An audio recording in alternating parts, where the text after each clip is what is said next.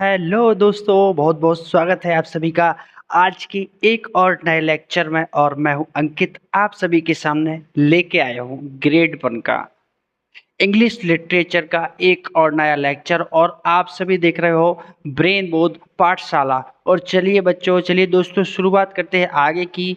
तो आप सभी को बता दूं, कुछ ऐसे रीजंस थे जिनकी वजह से क्लास नहीं हो पाई थी।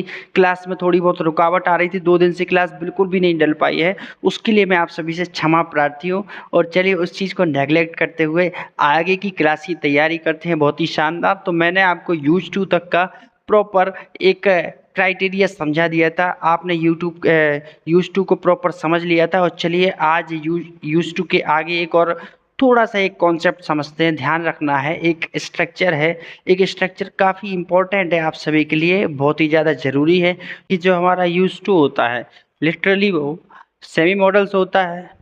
ठीक है ना, सेमी मॉडल्स के बारे में मैंने आप सभी को बताया था। और मैंने एक बात और बताई थी कि सेमी मॉडल्स होने के साथ साथ कभी कभी ये एडजेक्टिव का भी रोल प्ले करता है। तो ये स्ट्रक्चर जो है उसी बेस पर, उसी एडजेक्टिव के रोल प्ले के ऊपर ही बताया गया है। चलो मैं बताता हूँ आपको लिटरली है क्या स्ट्रक्चर में, और स्ट्रक्चर किस तरीके से वर्क करता है। तो आपको एक बात हमेशा याद रखनी है। एक बात क्या है आपकी, जैसे मैंने कहा कोई भी बी वर्ब आ रही है, बी वर्ब से संबंधित क्या होता है, बी वर्ब में आपका is, are, am, was verb, ठीक है, और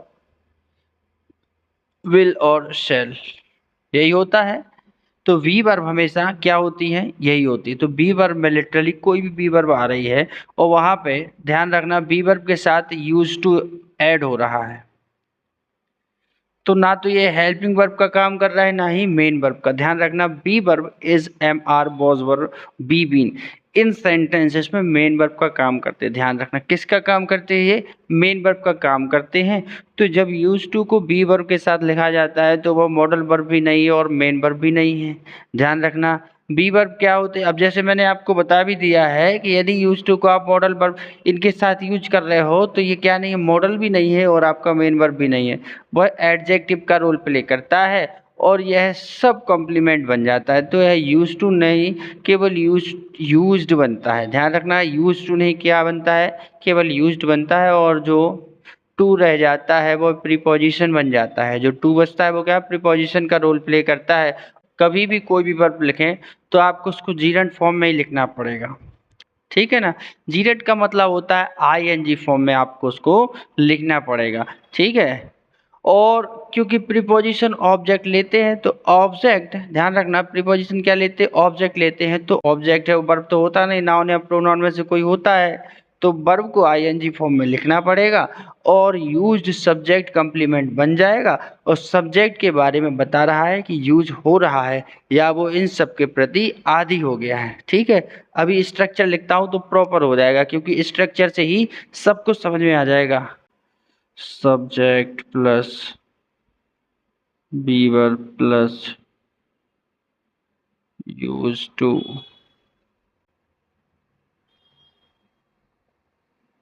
यूज टू है, ये एडजेक्टिव हो गया आपका, मेन वर्ब हो गया, ये आपका वर्ब जो आईएनजी फॉर्म में आ गया, ठीक है। तो यहीं तक है, ये इसका कॉन्सेप्ट है। और ये स्ट्रक्चर है, आप इसका स्क्रीनशॉट ले लीजिए इस वाले स्ट्रक्चर का। तो मैंने आप सभी के सामने 1 2 3 4 5 एग्जाम्पल्स लिखे हैं, बहुत ही शानदार। आप सभी के सामने 5 एग्जाम्पल्स लिखे हैं। पहला सेंटेंस पढ़िए आप सभी मेरे साथ, फर्स्ट सेंटेंस पढ़िए please, I request it for you. They are use to, main verb कहाँ है आपकी, आर, ठीक है, ये आपकी मेन वर्ब है।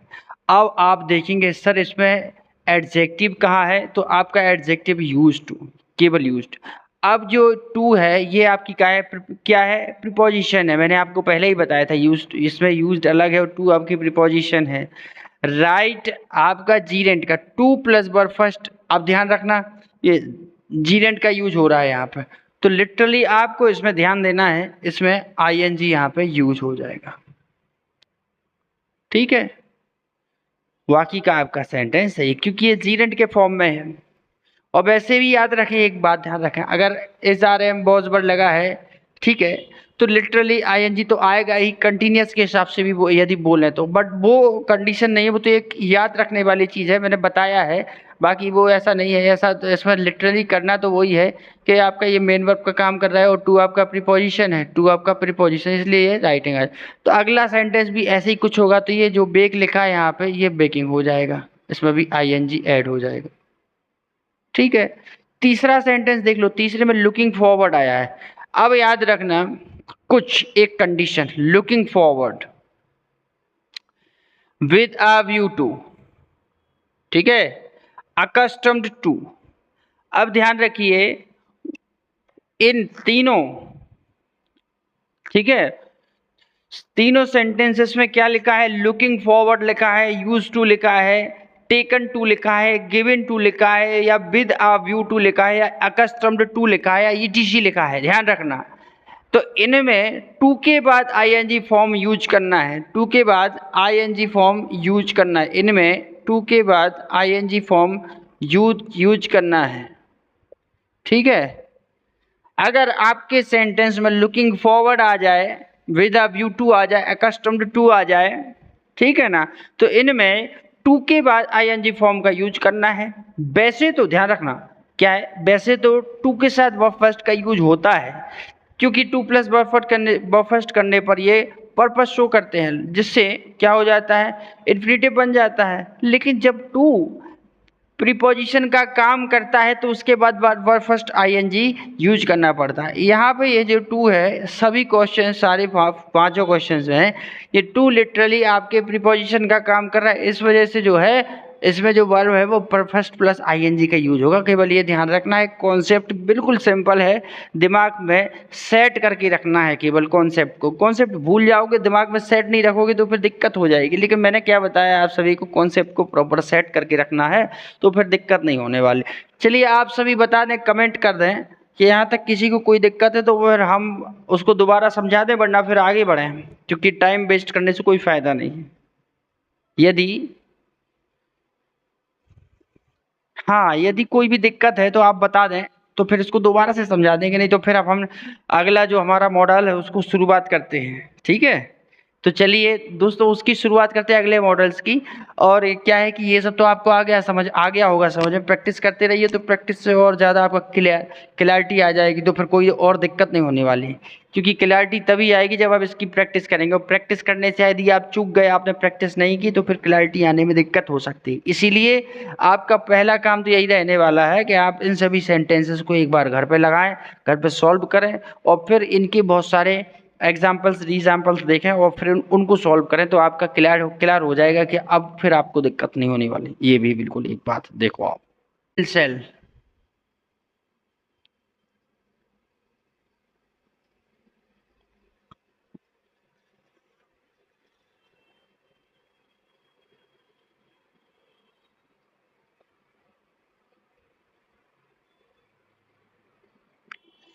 विल का जो मीनिंग होता है, इसका जो मेन फंक्शन होता है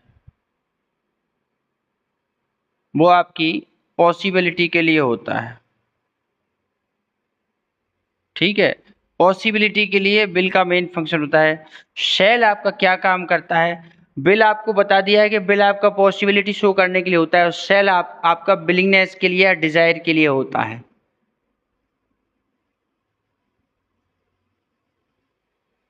या डिजायर के लिए होता है, मतलब इच्छा।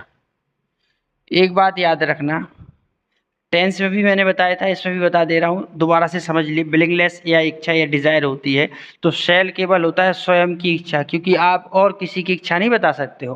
जैसे मैंने आपसे कहा कि किसी और की आप इच्छा बता दें, तो क्या आप कैसे बता पाओगे, बताइए, आप इच्छा नहीं बता पाओगे किसी की। हाँ, लेकिन आप खुद की इच्छा बता सकते हो कि सर मेरी इसमें इच्छा है, मेरा इसमें इंटरेस्ट है, हम लोग चाहते हैं कि एक बार हम ओरछा घूमने के लिए जाएं, तो एक सोच वाली बात हो जाती है, तो हमने एक इच्छा बताई है। तो इसलिए ध्यान रखना, आई और किसके साथ, वी के साथ, आई और वी, हमेशा आई और बी के साथ ही शैल का यूज होता है।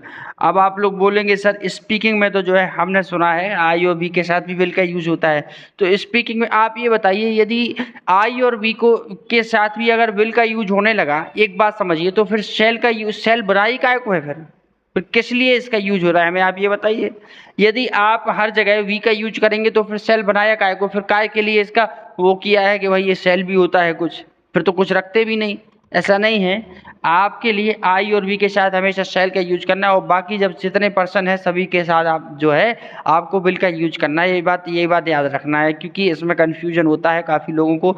आज मैंने आपका एक कन्फ्यूजन पूरे तरीके से दूर कर दिया है, आपको बता दिया है कि आई और वी के साथ सेल का यूज करना, बाकी सबके साथ विल का यूज करना है, विशेष तौर पे याद रखना है आपको, ठीक है ना। We shall throw a nice party this Sunday. We shall throw a nice party with, ठीक है। और आप इसमें इस वाले सेंटेंस में एक बात ध्यान रखें, इसमें हमने सेल लगाया है, तो सेल इसलिए लगाया है क्योंकि हमने वी की बात की है। तो इच्छा है हम लोग इस पे कर रहे हैं, तो बिलिंगनेस हो सकती है, इच्छा हो सकती है, ठीक है, इच्छा वाली बात हो रही है।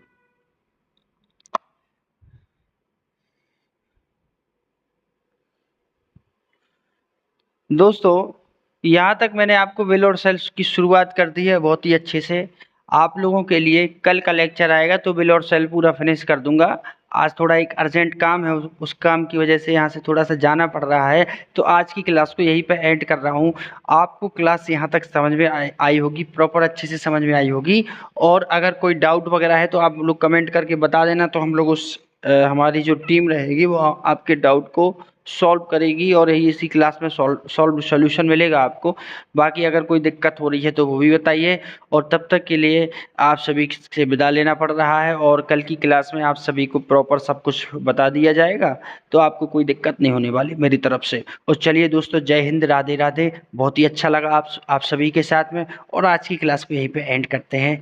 जय श्री राम दोस्तों।